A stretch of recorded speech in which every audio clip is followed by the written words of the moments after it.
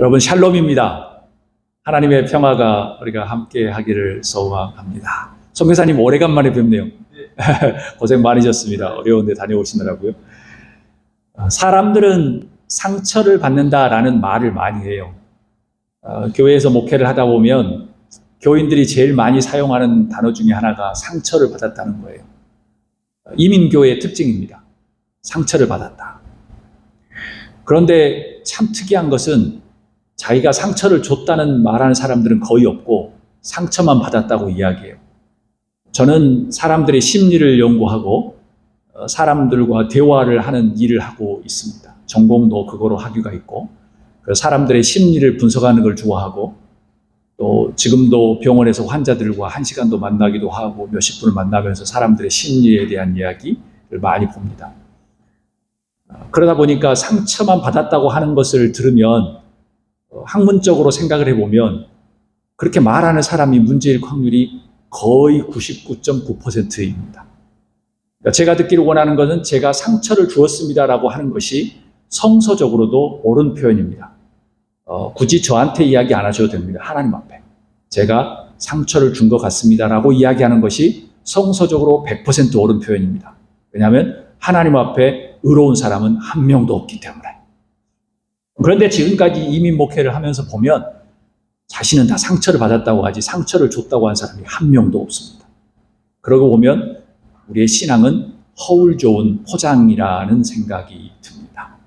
만약 그럴 말할 자신이 없으면 그냥 가만히 계시면 되는 거예요. 그래서 이 말 자체도 되게 중요한 말이죠.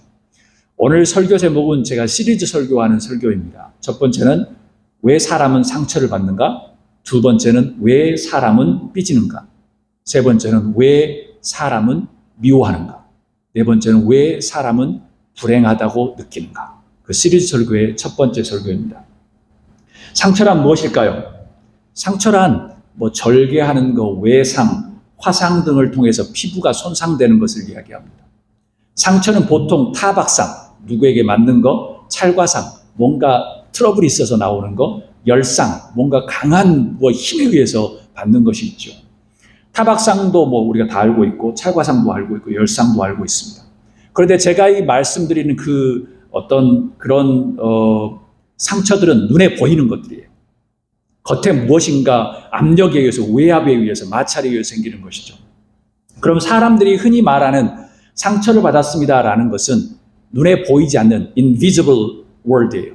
보이지 않는 것이에요. 그러니까 내가 상처를 받았습니다 말하고 하면 저 사람이 모르는 것이죠. 벌써 그렇게 말을 하면 우리는 하나님 앞에서 거짓을 이야기하고 다니는 거예요. 심리학적으로 말하면 100% 그것은 거짓말이 되는 겁니다. 1996년 발표한 가수 조용필님의 상처라는 곡의 가사가 이렇게 시작됩니다. 젖어있는 두 눈 속에 감춰진 그 사연은 젖어있는 두 눈 속에 보이지 않는 겁니다. 아직도 가슴에 아물지 않는 지난날의 옛 상처. 바람이 잠들은 내 가슴에 외로움을 달래면서 기대어 상처난 날개를 접어야 하는 외로운 사람아. 이게 invisible, 보이지 않는 상처의 대표적인 것입니다. 그렇습니다. 나 상처받았어 해서 그 상처는 나의 감정을 통해서 받는 것이며 나의 기억 속에 존재하는 것들입니다. 그래서 모릅니다. 그래서 상처를 받았어 말하면 저 사람이 전혀를 모르기 때문에 자기 방어를 치는 말이 되는 겁니다. 그래서 거짓일 확률이 또는 진실일 확률도 있겠지요. 오늘은 제가 시리즈 설교 중에서 제일 첫 번째 하는 말씀입니다. 오늘 본문 말씀은 창세기 26장에서 27장 말씀에서 시작합니다. 이삭이 브엘세바에 있을 때 저녁에 주님께서 나타나셔서 이렇게 이야기합니다. 제가 오늘 성경 말씀을 안 읽었죠? 제가 읽도록 하겠습니다. 나는 너의 아버지 아브라함을 보살펴준 하나님이다. 내가 너와 함께 있으니 두려워하지 말아라. 내가 나의 종 아브라함을 보아서 너에게 복을 주고 너의 자손의 수를 불어나게 하겠다라고 주님께서 말씀하십니다. 창세기 26장이에요. 그 말씀을 듣고 난 다음에 이삭이 너무나도 기분이 좋아서 제단을 쌓아서 하나님께 예배를 드리고 장막을 치고 우물을 팠습니다. 그런 후에 아비멜렉과 함께 평화 조약을 맺습니다. 마지막으로 그 26장 27절이 되면서 7장이 되면서 마지막 두 구절에 에서가 40살이 되는 해에 이방 여인과 결혼을 하게 됩니다. 이 말씀이 아주 흥미로운 말씀입니다. 앞으로 그 다음에 말씀이 어떻게 전개될 건지 개연성을 가지고 있는 말씀이에요. 더욱 흥미로운 것은 35절에 이렇게 이야기합니다. 이 두 여자가 나중에 이삭과 리브가의 근심거리가 된다라고 성서는 기록합니다. 이 한 구절 말씀이 앞으로의 인생이 이제 어떻게 이삭의 가문에 이스라엘에 엄청난 일이 벌어지는가를 나타내는 말씀입니다. 이런 정황 속에서 27장이 시작됩니다. 이삭이 나이 들어 눈이 어두워서 잘 보이지 않습니다. 그런데 에서를 불러서, 에서가 큰아들입니다, 이렇게 이야기합니다. 내가 언제 죽을 줄 모르니 사냥을 해서 내가 좋아하는 별미를 만들어 오라. 내가 너를, 큰아들 너를 마음껏 축복하겠다라고 말합니다. 그 다음부터 문제가 아주 심각하게 이루어집니다. 아주 우리나라 사극을 보는 것처럼 이어집니다. 문제는 리브가, 에서의 엄마, 야곱의 엄마, 이삭의 와이프가 그 소리를 엿듣습니다. 성서는 정확히 엿들었다고 표현합니다. 앞에서 들었다고 표현도 안 합니다. 엿들었어요. 엿든 것은 좋은 것입니까? 나쁜 것입니까? 나쁜 것입니다. 그냥 옆에서 조용히 들었다라는 표현도 있는데 엿들었다고 표현하는 겁니다. 이게 어디에서 이루어진 거예요? 정당끼리 서로 싸움하거나 경제인들이 돈을 벌기 위해서 암암리에 하는 게 아니고요. 가족 안에서 일어난 겁니다. 엿들었습니다. 에서가 들로 사냥을 하러 나가자 리브가가 아들 야곱에게 알려줍니다. 이삭의 아내 리브가가 작당을 합니다. 작당이라고 표현해야 되죠. 야곱에 가르쳐줍니다. 어린 염소 통통한 놈 2마리를 잡아오너라. 자신이 별미로 만들어 주겠다고 이야기합니다. 왜 제가 작당이라고 표현하냐면 지금 자기가 문제를 일으키고 있는 겁니다. 아버지, 자기 남편 이삭의 뜻과 정반대되는 반란을 일으키고 있는 겁니다. 어디서요? 독재 정권도 아니고 민주국가도 아니고 지금 가족 안에서 이루어지고 있는 겁니다. 야곱이 걱정이 돼서, 야곱이 그때까지 참 순했어요. 야곱이 걱정돼서 이렇게 이야기합니다. 형은 털이 많은데 저는 피부가 매우 매끈합니다. 아버지를 속이면 축복은커녕 오히려 저주를 받을 것이 아닙니까? 라고 이야기해요. 그때 당시 야곱은 아주 정확한 분석을 가지고 있었습니다. 정확한 마음의 양심을 가지고 있었습니다. 그런데 리브가, 엄마가 큰 문제입니다. 리브가가 뭐라고 이야기해요? 아들아, 저주는 이 어미가 받으마. 시키는 대로 하거라 라고 말합니다. 이 가족의 문제는 리브가 엄마의 문제였습니다. 한국의 어머님처럼 아주 헬리콥터 맘처럼 저주는 내가 받을 거니까 내가 시키는 대로 하라 라고 이야기합니다. 아주 막장 드라마가 지금 따로 없습니다. 음식을 만들고 에서의 제일 좋은 옷을 야곱에게 입힙니다. 염소 가죽을 야곱의 손과 목덜미에 입힙니다. 그리고 음식을 들고 야곱은 목소리까지 바꿔가며 이삭을 속입니다. 이삭은 그 다음에 뭐라고 이야기합니까? 목소리는 야곱의 목소리인데 손은 에서의 손이구나 라고 말합니다. 마침내 야곱을 에서로 알고 축복합니다. 저는 여기서 퀘스천이 많이 생깁니다. 이야기를 더욱 더 재미있게 지금 전개가 됩니다. 잘 따라오셔야 합니다. 상상을 하셔야 합니다. 형 에서가 사냥을 한 후에 별미를 만들어서 이삭에게 옵니다. 자기 아버지가 무엇을 좋아하는지 다 알아요. 별미 하면 다 아는 사이니까. 이삭이 뭐라고 물어봅니까? 너는 누구냐? 라고 말합니다.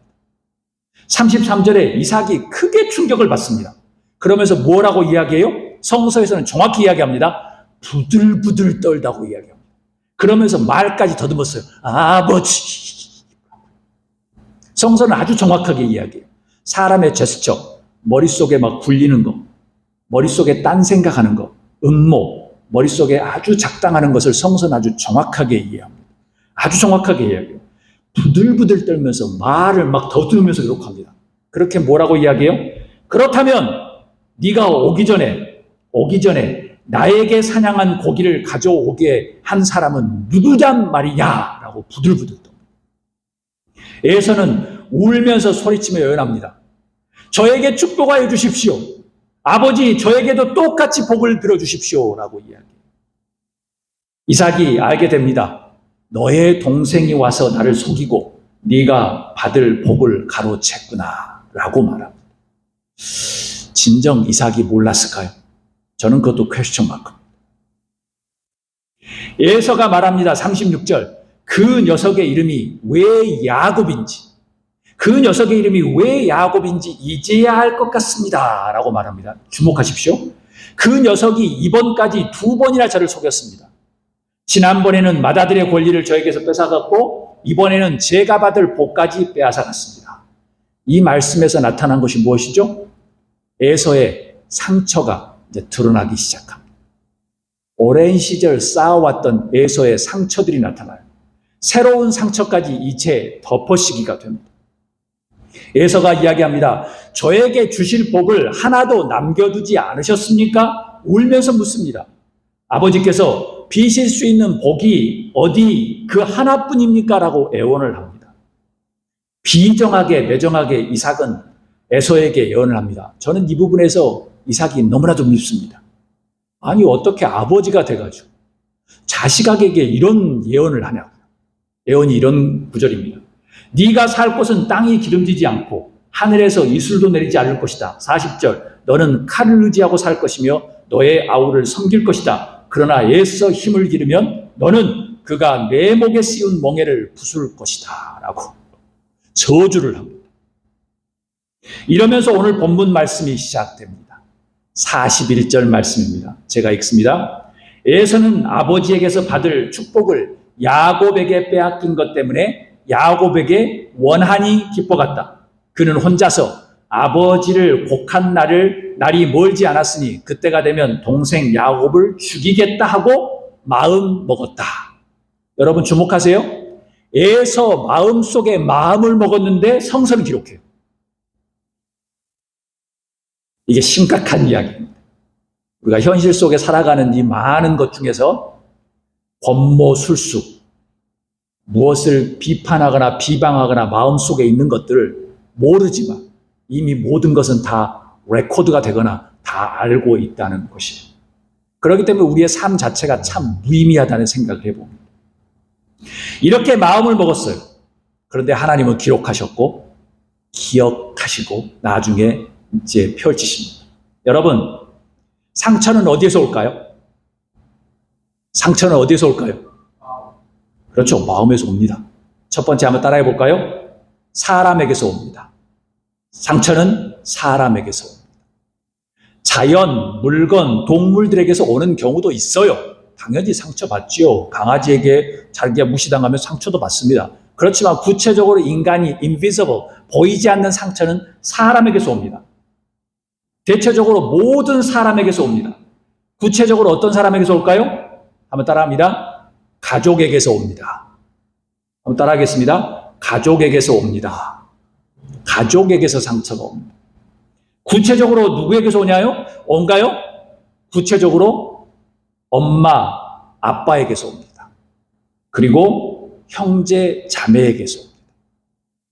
전형적인 케이스가 지금 이삭의 가족에게서 보여주는 겁니다. 에서는 야곱의 교활한 행동으로 상처를 받습니다. 상처를 통해서 동생 야곱을 조용히 죽이려고 합니다. 그런데 중요한 것은 이 상처를 만든 사람이 누구예요? 사랑하는 자기의 어머니입니다. 어머니가 작당을 하고 아주 음모를 꾸며서 모든 것을 다 만듭니다. 그리고 아버지 책임도 있습니다. 아버지가 잘 분별하지 못한 탓도 있습니다. 당연히 야곱도 문제가 있습니다. 그런다고 에서는 무조건 받기만 한 걸까요? 에서도 문제가 있습니다. 흥미로운 사실은 에서만 상처를 받았다고 생각하기 쉽습니다. 그렇지만 보이지 않는 야곱도 상처가 있었습니다. 그리고 동시에 야곱 못지않게 편애했던 어머니의 상처도 있었습니다. 제가 26장 35절 에서가 이방 여인들과 결혼해서 그 여인들을 통해서 리브가와 이삭이 근심거리로 만들었기 때문에 그러니까 서로 상처는 주고받았다는 거예요. 일방적으로 누가 상처를 많이 주고 적게 본 게 아니라는 겁니다. 이런 책 제목도 있었습니다. 읽지 않은 거지만 책 제목이 아주 인터레스팅해서 제가 나눕니다. 왜 가까운 사이일수록 더 상처를 받는가? 이런 책 제목도 있었어요. 이는 가족을 넘어서 가까운 사이에서 변함없이 상처를 받는다는 거예요. 어떤 형태들로 상처들이 시작될까요? 에서가 야곱에게 원한이 기뻐갔다. 혼자서 야곱을 죽이겠다고 마음을 먹었다는 이유는 무엇일까요? 가족과 가까운 사이에서 발생하지만 보이지 않는 것들이 많습니다. 어떤 것일까요? 아동학대. 어디서 일어납니까? 집안에서, 가족에게서, 친척에게서 일어납니다. 성적 학대. 제일 처음에 가족에게서, 친척에게서 일어납니다. 중범죄. 그런 것들은 중범죄죠. 그것은 논외, 인간이 아니기 때문에 논외. 그 다음에 뭐죠? 보이지 않는 게 편애. 누구를 더 좋아하고 누구를 조금 적게 하고. 비교. 큰 것과 작은 것을 비교하고. 차별. 그래서 차별 등. 이것은 보이지 않는 것들에 나오는 것들이에요. 남과 여. 남자니까 무조건 공부시키고 여자니까 아니고 하는 것들. 그 다음에 학업 성적. 누구는 공부를 잘하고 스포츠를 잘하고 음악을 잘하고. 그 다음에 심부름을 누구는 잘하고 심부름을 못하고. 애의 개성은 이것인데 개성을 무시하는 것들. 그 다음에 애는 좀 잘하니까 다른 사람 앞에 자랑하는 것들. 그래서 다른 아이들은 전혀 하지 않는 것들. 그래서 제가 설교 시간에 거의 예화를 들지 않습니다. 그리고 요즘에 건강한 교회들은 테스티모니얼, 간증도 하지 않습니다. 왜요? 들어보면 다 자기 자랑이니까. 교회는 거의 다 자기 자랑할 수 없는 사람들이 대부분인데 상처를 받지요. 이 모든 것들이 상처로 남는 겁니다. 그런데 이 모든 것들이 어렸을 때부터 무의식 중에 쌓여 있기 시작합니다. 에서가 이번이 처음이 아니에요. 두 번째 이상이에요. 제가 내 것을 뺏어갔고요. 이번에 더 그런 것 같아요. 라고 이제 계속 나오기 시작합니다. 42절, 43절 제가 읽습니다. 리브가는 맏아들 에서가 하고 다니는 말을 전해 듣고는 작은 아들에게를 불러다 놓고서 말하였다. 너의 형 에서가 너를 죽여서 한을 풀려고 한다. 그러니 나의 아들아 내가 시키는 대로 하여라. 이제 곧 하란에 계시는 라반 외삼촌에게로 가거라. 이 문제는 엄청나게 심각한 문제를 낳습니다. 어머니가 아주 가족을 지금 두동강을 내고 있는 겁니다. 어머니의 큰 잘못으로 만들어낸 거예요. 가족 안에서 상처는 부모들에게서 시작되는 경우가 대부분인데 여기서 전형적인 모습을 나타내고 있습니다. 리브가가 야곱에게 뭐라고 이야기해요? 너의 형이 너를 죽일 것 같으니까 한을 풀려고 하니까 너의 외삼촌 라반의 집으로 피신시키라고 하는 거예요. 가족을 지금 아주 분단을 시키고 있는 겁니다. 44절에 45절 제가 읽습니다. 이렇게 이야기합니다. 내 형의 분노가 풀릴 때까지 너는 얼마 동안 외삼촌 집에 머물러라. 내 형의 분노가 풀리고 네가 형에게 한 일을 너의 형이 잊으면 거기를 떠나서 돌아오라고 전가를 보내마. 내가 어찌 하루에 자식 둘을 다 잃겠느냐. 하하하하 참 웃음이 나오네요. 웃음이 나와요. 자기가 어머니라고 지금 이야기하잖아요. 갈라놓고서 가족을 다 갈라놓고서 내가 어찌 하루에 자식 둘을 다 잃겠느냐. 가식입니다. 가식. 사람은 겉으로 이야기하는 것을 믿을 수가 없습니다. 어찌 가족을 잃을 수 있느냐. 이 말만 들으면 감동적이지 않아요? 감동적이죠. 감동은커녕 아주 가식이죠. 외식이죠. 반란을 일으켜가지고 누구 한 자식을 지금 이상하게 저주를 받게 만들어 놓고서 가족 문제를 해결하지 않고 가족을 지금 다 분단을 시켜놓고서 어찌 내가 하루에 두 자식을 잃을 수 있느냐라고 눈물을 흘리면 하나님은 믿어질까요? 전혀 못 믿습니다. 가식이에요. 참으로 흥미로운 점이 또 있습니다. 리브가가 형이 분노가 있다는 것을 알면서도 풀려고 하지 않았다는 거예요. 어머니가 돼가지고 풀려고 하지도 않고 그냥 분리해서 문제를 해결하려고 한 겁니다. 야곱은 거기서 몇 년을 보냈습니까? 그 타향지에서. 성서에서는 22여 년이라고 부르는데 학자들에 따라서 왔다 갔다 합니다. 정확히는 성서에 기록된 것보다 더 많이 20년 이상. 그리 짧지 않는 세월을 보냈습니다. 원인은 무엇 때문에요? 상처 때문에 보낸 겁니다. 그래놓고 전가를 보낸다고 하는데 엄마는 또 전가도 보내지도 않습니다. 심각한 문제입니다. 원인 제공자는 누구였습니까? 어머니 리브가였습니다. 리브가의 편애, 리브가의 해결하지 않으려는 회피하는 자세 때문에 가족은 망가진 겁니다.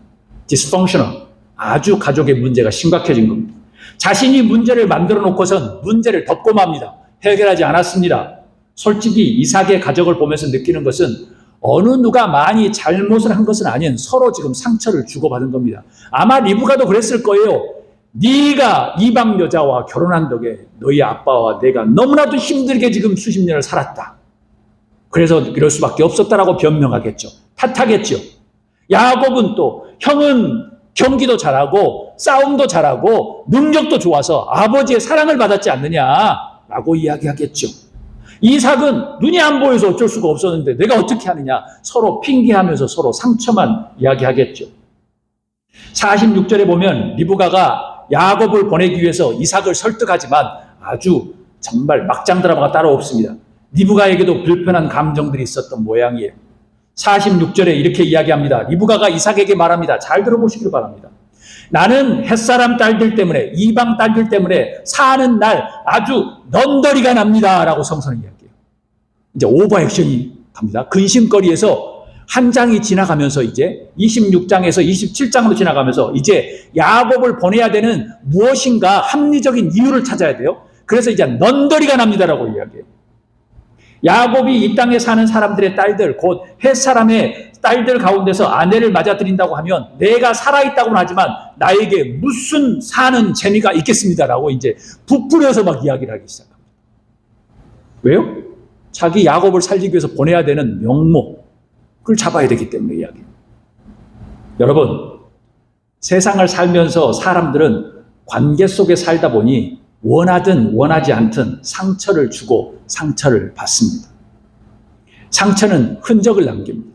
scar, 흔적을 남기죠. 상처의 특징은 무엇일까요? 첫 번째 이것입니다. 상처는 상처를 낳습니다. 상처는 치료하기가 쉽지 않습니다. chronic, 만성이 되기 때문입니다. 더 무서운 것은 상처는 먼 사람에게도 전이 되지만 가까운 사람에게 계속 전달됩니다. 계속. 에서와 야곱의 상처는 20년이 지났음에도 계속 지속이 됩니다. 에서와 야곱의 경우도 동일합니다. 그리고 나중에 야곱은 요셉에게까지도 그대로 전달이 됩니다. 그래서 야곱의 가족 중에 또 편애가 나타나고 서로 야곱의 자식들끼리 서로 죽이고 노예로 팔려가고 서로 하는 모든 것들이 계속 전달이 됩니다. 두 번째 특징, 상처는 무엇이냐면요, 상처에는 유사한 패턴이 존재합니다. 지금 3,000년, 4,000년 가까운 아주 오래된 시절에 가족에게 있었던 그 상처의 모습이 지금도 동일하게 여러분의 가족과 저의 가족과 교회 안에서, 공동체 안에서 똑같이 일어나고 있습니다. 상처는 꼭 어떤 주파수와 같은 성향이 있어요. 그래서 유사한 패턴을 보입니다. 어떤 분위기, 어떤 상황, 어떤 사람, 어떤 사람들, 어떤 모임, 공동체를 만나면 상처들이 갑자기 무의식 속에 갑자기 도드라져서 나와서 문제를 만들기 시작합니다. 매번 유사한 패턴처럼 반복합니다.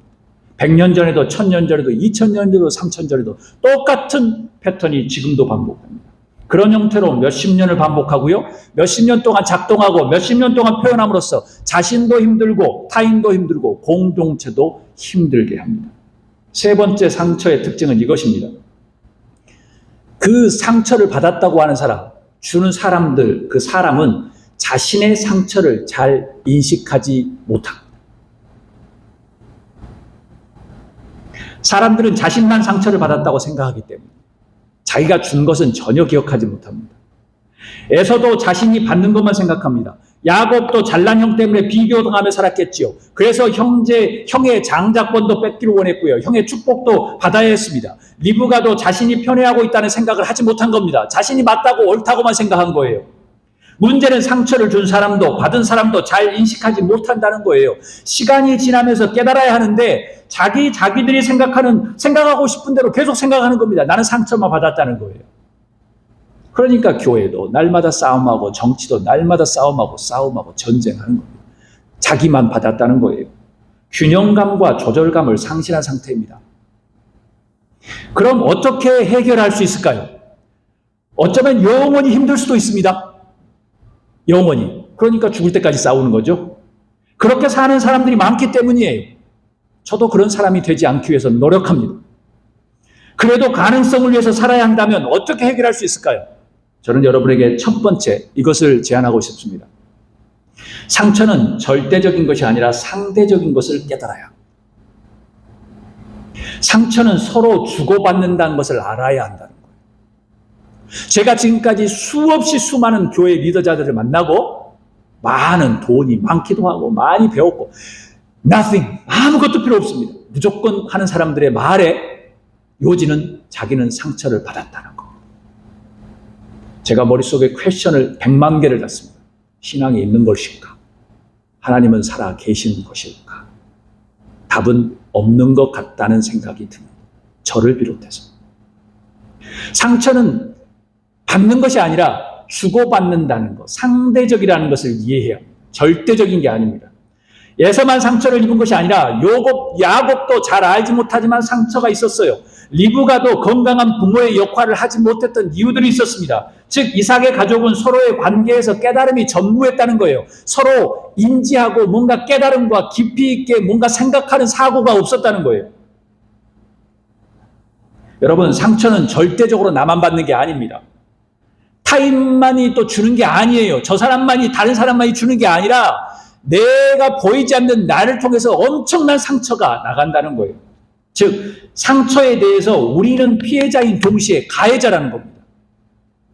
저도 수없이 제가 알지 못하는 상황에 엄청난 가해자라는 거예요. 그런 의미에서 하나님 앞에서 우리는 절대적으로 겸손해야 합니다. 인간의 교만은 다름 아닌, 인간의 교만은 뭐 이게 아니고 나만 상처를 받았다고 하는 자기 중심적인 생각, 그게 엄청난 교만인 겁니다. 두 번째, 어떻게 상처를 치료할 수 있을까요? 이것입니다. 상처를 솔직하게 직면해야 합니다. 아주 피오하게 상처를 맞닿아야 합니다. 상처를 감추기 위해서 속이지 말자는 거예요. 자기의 잘못을 속이기 위해서 저는 상처받았습니다. 오호, 내가 어떻게 두 아들을 다 잃습니까?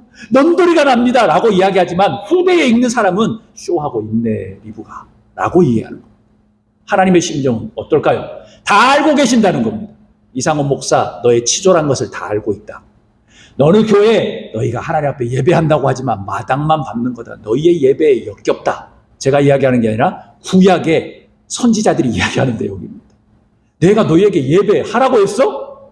너희에게 예배하라고 했냐고 하나님께서 이렇게 말씀하신 겁니다. 21세기 언어로 제가 바꿔서 말씀드린 겁니다. 내 마음과 정신을 오픈시켜서 누구에게요? 하나님 앞에서 계속 햇볕을 쬐어줘야 합니다. 내가 준 상처, 내가 받은 상처 하나님 이것입니다라고. 계속 어두운 굴 안에 숨고 감추면 상처는 어떻게 되죠? 골마서 썩습니다. 그러면 잘라내야 돼요. 더 깊은 우울감, 자책감, 자괴감이 생깁니다. 솔직히 이런 상처는 어둡게 지내면 더 쉬워요. 어떻게 쉽냐고요? 숨기면 모르니까 사람들이 자기가 살아갈 수 있는 방법이 생기는 거예요.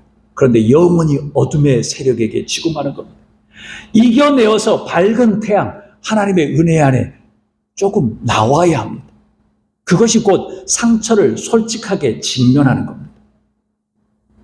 그러기 위해서 때로는 더 아플 수도 있습니다. 하나님 앞에 내어놓으면 아플 수도 있어요. 창피할 수도 있습니다. 수술이라고 생각하면 어떨까요? 건강한 자신을 회복하기 위해서 영적인 치료를 생각하면 좋을 것 같아요. 숨기면, 감추면 해결되는 것이 아니에요. 다른 사람은 속일 수 있어요. 그렇지만 하나님께는 안 돼요. 제가 여러분에게 이렇게 멋진 옷을 입고, 멋지진 않습니다. 아주 오래된 옷이지만, 입고 이야기하지만 여러분에게는 속일 수 있지만 하나님 앞에는 어떻게 속일 수 있겠어요?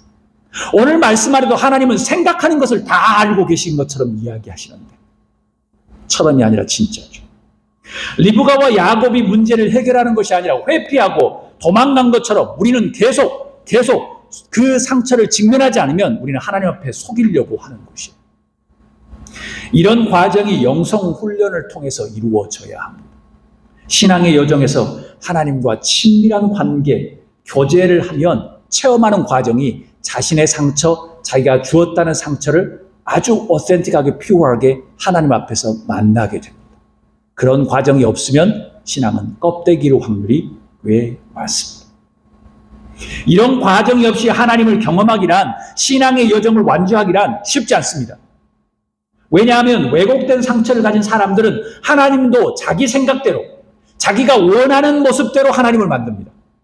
꼭 이스라엘의 60만 명이 자신들이 원했던 그 무상을 만들어 놓고 저게 신이라고 이야기하고 나중에 40년 동안 뺑뺑이를 돌다가 하나님이 말씀하신 가나안 땅에 한 명도 못 들어가는 일이 벌어진 겁니다. 겉으로는 그렇게 뭔가 대단한 것처럼 말하지만 알고 보니까 우상이었어요. 제가 아주 정확한 학문적으로 말하면 이겁니다. 착각입니다. 믿음이 아니라 착각, 우상을 만들어 놓고 착각인 거예요. 그 우상을 만들어 놓고 저들이 우리를 애굽에서 구원한 신이다라고 다 믿었습니다.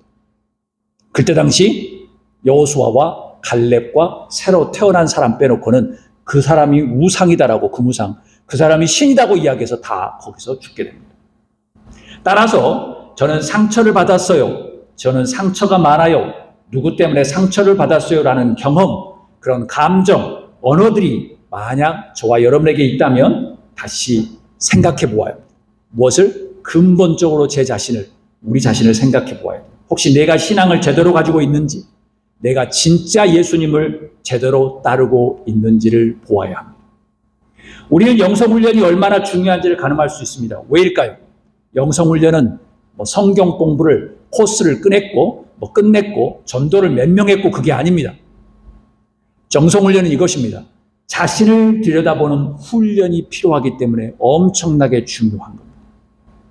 자신을 들여다보는 하나님의 은혜, 성령의 은혜를 건너뛰어서 나머지 일들만 하기 시작하면 겉좋은 외식하는 것이 되기 때문에 그렇습니다.